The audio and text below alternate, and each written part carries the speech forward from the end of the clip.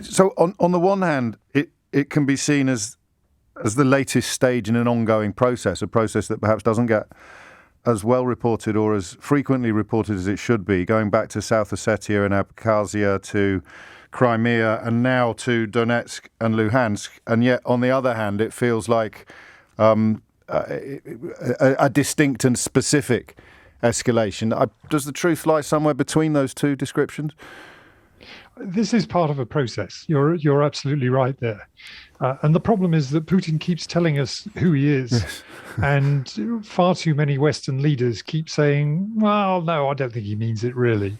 Well, the fact is he does mean it. And this is the latest and another dangerous step. And I'm afraid I don't think this is the final step. What would you expect to see next then? Well, there are still a very large number of Russian troops on the borders of Ukraine, probably in excess of 150,000. And I thought the end of Putin's remarks yesterday was extremely ominous, where he was talking about the responsibility for bloodshed lying on the Ukrainian side. What that said to me was, we haven't finished with Russia's false flag operations where, they blow something up or they kill somebody on their side of the border and they say, look, those Ukrainian neo-Nazis are attacking us. We have no alternative but to defend ourselves. This is a recipe that Russia has used historically, going back at least to 1939, 1940.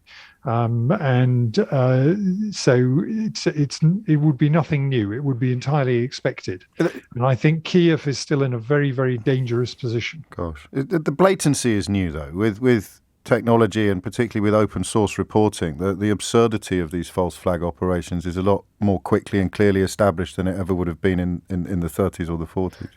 Yeah, that's certainly true. But I think that also shows that Putin no longer cares. Yes. I mean, in the past, when we have uncovered what he's been doing, he hasn't really faced any very serious consequences. Well, he's ordered the killing of people on British soil, hasn't he? And walked away more or less scot-free.